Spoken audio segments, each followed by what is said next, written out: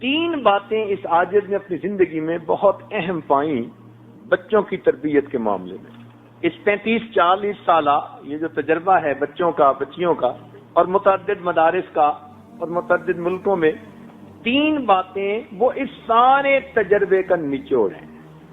اگر ماں باپ ان 3 باتوں کا خیال رکھیں تو بچہ ایسی مضبوط بنیادوں پہ کھڑا ہوتا ہے کہ دین سے ہٹ ہی نہیں سکتا۔ یوں تو کہنے کو آپ درجنوں باتیں کہہ سکیں گے کہ اس کا بھی خیال رکھو، اس کا بھی رکھو، اس کا بھی رکھو، کتابوں پہ کتابیں لکھی ہوئی ہیں تربیت الاولاد کے بارے میں، مگر جسے تھمب رول کہتے ہیں وہ اگر ہمارے ذہن میں بیٹھ جائیں کہ ہم نے بچے کی کن باتوں کو مضبوط کرنا ہے، ان پہ بچے سے کوئی کمپرومائز نہیں۔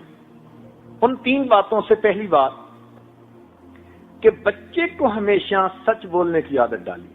یہ چیز آپ کو ہلکی سی محسوس ہوگی، اللہ رب العزت کے ہاں سچ اتنا مقبول ہے کہ سچ کے صدقے بندے کو دین دنیا کی کامیابیاں ملتی۔ اگر کبھی سچ کے باطنی فائدے ہمیں محسوس ہو جائیں اور سچ کی وجہ سے جو برکتیں زندگی میں آتی ہیں وہ محسوس ہو جائیں تو ہم تو سچ کی خاطر کٹ مرنے کو تیار ہو جائیں۔ اس میں محنت نہیں ہوتی، یہ کام بڑا مشکل ہے، اس لیے کہ اس میں پھر ماں باپ کو بھی سچ بولنا پڑتا ہے۔ اب پھر کیسے ہوگا کہ ادھر سے فون آیا تو بیٹے کو کہہ دو ابو گھر پہ نہیں ہے، اب وہ بچہ سچ کیسے بولے گا؟ اور دوسری عادت بچے کے اندر جو پیدا کرنی چاہیے وہ نماز کا اہتمام۔ نماز تو پڑھتے ہی ہیں بچے، بچپن سے اس کو نماز کا اہتمام سکھانا ہے، تسلی سے وضو کرنا ہے، پاکیزگی کا خیال رکھنا ہے، وقت پہ نماز پڑھنی ہے تکبیر اولا کے ساتھ اگر وہ بیٹا ہے۔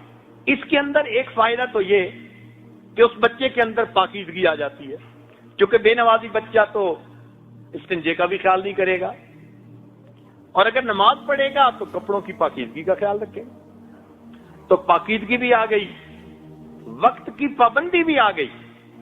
اس سے خوش نہ ہو جائیں کہ بچی نماز پڑھتی ہے اور بچہ نماز پڑھتے نہیں، نماز کا اہتمام۔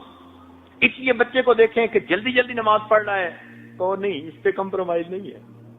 بچپن سے اس عمل کی اہمیت اس کے دل میں بیٹھے، مجھے نماز پرسکون ہو کر پڑھنی ہے، تسلی سے پڑھنی۔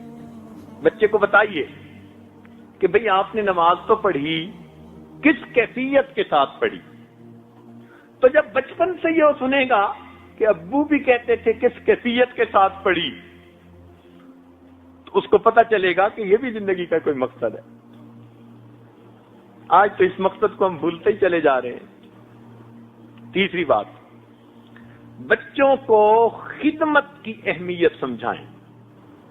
کام کاج جو گھر کے کیے جاتے ہیں اس پر کیا اجر ملتا ہے؟ ماں کی خدمت، باپ کی خدمت، بڑوں کی خدمت، استاد کی خدمت۔ خدمت کا جذبہ بچپن سے بچے کے دل میں ڈال دیجیے۔ آج تو پانی کا گلاس بھی نہیں خود پی سکتے بچے، وہ بھی دوسرے کو کہتے ہیں کہ لائیے۔ اس لیے آج شکایت ہے اکثر ماں باپ کی طرف سے، جی بچے کام میں دلچسپی نہیں لیتے۔ بھئی آپ نے بچپن میں کون سی خدمت سکھائی ہے اس کو؟ کیا پتا یہ بچہ کبھی کس اللہ والے کی خدمت کرے اور اس کی اس کو دعا لگ جائے۔ اس کو بتائیے کہ معذوروں کی خدمت کی جاتی ہے، بوڑھوں کی خدمت کی جاتی ہے، تو اس کے دل میں رحم کا مادہ پیدا ہوگا، احساس ہمدردی ہوگا۔